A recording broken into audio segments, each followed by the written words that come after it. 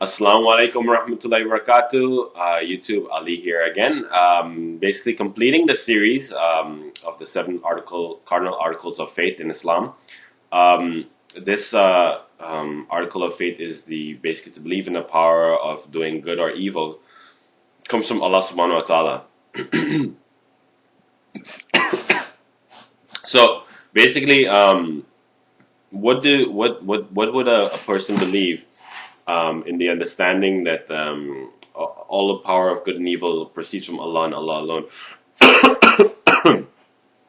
Basically, by that we mean that Allah has given us the ability to choose between good and evil, but He has also given us the code of life, basically what we should do. But we're responsible for our own actions. For example, like Allah has given us the ability to speak, so it's my I have the ability to speak the truth, or I have the ability to abuse the power of speech and speak lies. So that's kind of the power that Allah subhanahu wa ta'ala has given us. But if He hadn't given us the power to speak, then we wouldn't have the choice of whether to tell the truth or to lie to other people, right? Excuse me. um, Now, how does Allah subhanahu wa ta'ala help us to do good, to choose the good? He helps us by all of what I mentioned before, by sending the various messengers and the books, etc., to guide us into the straight path of righteousness, to give us the codes of religion, right? And one may ask, well, what is a sin? A sin is anything that goes against the commandments of Allah subhanahu wa ta'ala. And how are sins forgiven?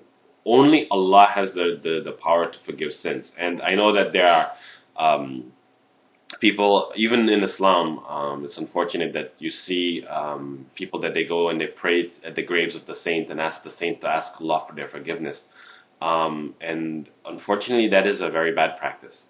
The only person that can forgive you is Allah subhanahu wa ta'ala. Yes, it's nice if someone can intercede on your behalf. However, it's even better if you intercede for yourself. So if you ask for what you want, you shall get it, so to speak, from Allah subhanahu wa ta'ala. If you ask it with sincerity. And I think this is why you find a lot of people, they do this thing where they go to pray to the saint's grave and ask the saint to ask for forgiveness, because they don't pray with sincerity when they pray to Allah subhanahu wa ta'ala. And they believe more in the man having the ability to pray to God for them. So my brothers and sisters that do that, I would I would first I would plead with you for whatever you need, that you ask Allah subhanahu wa ta'ala for it directly, and don't abuse the rights to the saint, especially praying to the graves of the saints in Islam. Okay. Basically, there are lots of maybe six categories of food that has been made unlawful for Muslims to eat or drink. And I'll just list out the six of them. The first one is any kind of intoxicating wine, liquors, and spirits. Two, the flesh of swine and all wild animals that employ claw or teeth for killing their victims. So that includes like tigers, leopards, dogs, these wolves, birds of prey like hawks, eagles, vultures, crows, etc., etc. Another type is rodents, reptiles, worms, these type of creatures. The flesh of dead animals that are not basically not considered to be legitimate in Islam for eating. Kind of like you're driving by the road and you see a dead deer. You don't just go pick it up and eat it, right? The flesh of animals and bird that have not been slaughtered in the prescribed manner. That's also something that is forbidden to eat. And the flesh of animals that have been sacrificed to any idols, that is also forbidden for you to eat. So what is lawful for you to eat? Well, of the animals that I have not listed there, and there are a few others that I hadn't listed Basically, I can sit here for probably days listing out all the animals that use claws, for instance. But I think you have the idea. But of the ones that are listed, that are lawful, I should say, basically before the slaughter of the animal, um, you one should basically put the animal at ease. He shouldn't be, you know, drop kicked to the ground or something like that. You should brought down to the ground and just like put the ease, and the knife should be basically put on the throat, and with the animal at ease, the animal should not feel when the knife goes through its neck. So it should be a very sharp knife that you use, or machete, or whatever the case is. And before you slaughter the animal, you recite the Bismillahi Allahu Akbar. Basically, I begin in the name of God, Allah is great. And then you slit the throat of the animal, and you allow the animal's blood to ooze out. Now, there's a lot of reasoning behind that, actually. One is that the way the human body is designed, and we probably get into this in another video, probably create, but just in case I don't create that video, I think I should cover it now. Um, the reason that the blood should ooze out is that our body is not designed to, first of all, consume blood. Basically, if you were to drink a cup of blood in your feces, that blood will be there.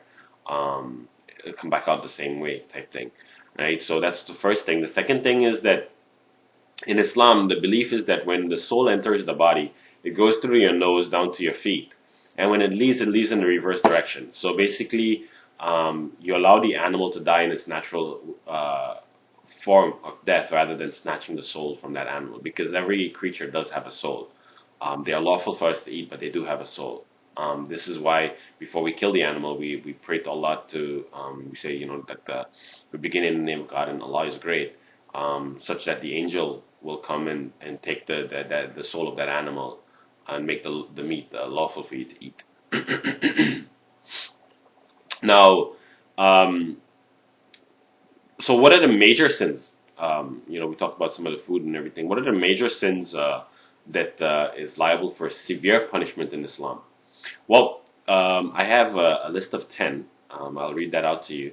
The very first major sin in Islam that it's not forgiven at all. There's no way to forgive that, is by ascribing partners to Allah Subhanahu wa Taala, to giving Him partners, be it as a son, a daughter, a wife, a lapdog, whatever. Allah has no partners. He is self-sufficing. Okay. Another major sin is to disbelieve in Allah, His prophets, His books, and deny the fundamental principles of Islam. And inshallah, I'll create a series and go a little bit more in detail in that. But if you want to know what the basics are, you can just go to my basics video and look at that. Another important one is to lie, and another one is to commit adultery or sodomy, fornication. Adultery, in case you don't know, is when you're married and you go sleeping with someone else that you're not married to. Sodomy or fornication is when you're not married and you sleep with that person. To rob or steal, to cheat or deceive anyone, to bear false witness, and this is a big one. To bearing false witness is a very big one. To bear false charge against anyone. Again, it's a very big sin that if you're sitting there bearing false witness against someone knowingly, then you will be punished for that. To backbite someone, if for instance, I pick my nose all the time, and I didn't realize it, and you go, telling everyone that Ali, picks his nose all the time, and basically backbiting is very bad, so to speak. I mean, as Muslims, we should not do this, and unfortunately, we've come to a point in time where you find it very prevalent in the Muslim society, and this is something that I find very bad. But I'll get back to this in a second. And the last one on the list is to abuse anyone or injure anyone's feelings. and that comes back to the backbiting and slandering. Um, as Muslims, we've come to the point where, like for instance, I have spoken to a few of, people that are just recent converts to Islam or thinking about converting to Islam, and in their quest for seeking knowledge, um, you have the already converted, the already Muslims that basically they injure these people's feelings. They slander them. They make them feel very belittled in their quest for finding the truth about Islam. And this is something that, as Muslims, we should not do. We should always be the inviting people, ahlan wa sahlan, as is the common practice in Arabia. Basically, you're my brother, make yourself at home type deal. Rather than pushing that person away. And I find that to be consistent actually in a lot of the communities where you find a lot of people have converted into Islam, et cetera, et cetera, and there isn't much of a big Islamic community. They, for whatever reason, the Muslims there, they feel, I guess, threatened that someone else is searching in Islam. And if you're someone that does that, my brother or sister, I suggest to you to really consider what you're doing, because what you're doing is really turning someone again away from Islam, and that person will not be the person that will be responsible for the deeds that they do after that. You would be responsible for that. You'll be responsible for turning that person away from Islam. And I think we all tend to forget that when we're caught up in the moment. We think that this person is just trying to fake be a fake Muslim. And actually, even here on YouTube, you find a lot of people that they claim that they were former Muslims, and they are Muslims, but considering Christianity, this, that, the other. And from just reading their comments, you can see that they are already Christians. They're just trying to use it as to say that they were Muslims, so that any other Muslim there may potentially have a doubt or whatever, would listen to what they're saying, to believing into Christianity, etc., etc. And because we see that, we as being strong faith, we tend to call them out on this and say, hey, you're not a Muslim, this, that, the other.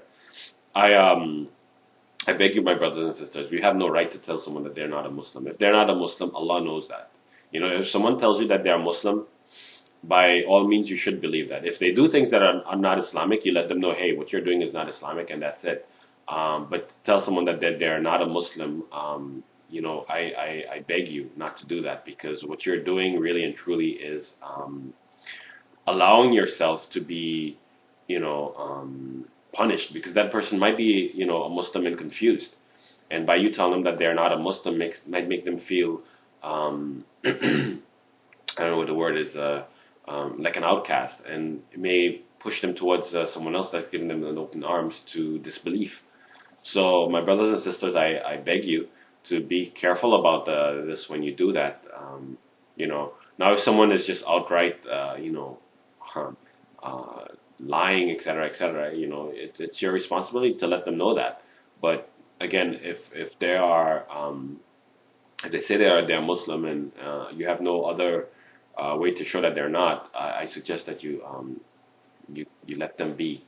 All right. Allah knows what is in their hearts. And like Allah says, there are those that will say that we believe, but when they go amongst their devils, they say that we were only jesting type deal. In chapter 2 of the Al Quran, very first few verses. I didn't write down the verses so that I can share that with you, but I know I am sure that you know what I'm talking about. So, with that said, my brothers and sisters, let's be aware of that. We do have the power to do good and evil, and it's also important that I mention this. The third thing I mentioned on the list was not to lie, and it's important that we don't lie as Muslims, because, first of all, we're responsible for lying. Secondly, by lying, we, especially when it's concerned to Islam, if we're lying about what Islam teaches, sooner or later, someone else is going to find out about it. And because you lied about what Islam teaches, they will think that the entire of Islam is a lie. When in fact, whatever you're talking about might be easily explained. So If you don't know the answer, and this is why I make sure I let everyone know that I'm not a scholar, and if I don't know the answer, bear with me until I find the answer for them, um, because it's important again that we share the truth. Um, and in every aspect of life, we should also share the truth. Sometimes it's convenient to lie, and I'll be the first to admit sometimes, it's easy to just, say, a quick white lie, just to save your neck. But by Allah, we should always do our best to tell the truth, because it's our responsibility as Muslims. Based on our character, people will join Islam, not based on what you tell them. And with that, I would like to end this video, and inshallah, we can discuss this one a little bit more further, because there's a lot really intertwined into this topic of the power of doing good and evil comes from Allah, but we're responsible for those actions. So with that, again, I end this video, and inshallah, the next series I'll create would be based on the five principles of Islam, a brief of each of the five of them, and then I guess we can go more in depth as time goes along. So again, with that, in this series, thank you for viewing. Inshallah, again, we'll continue. So, Assalamu alaikum wa rahmatullahi wa barakatuh.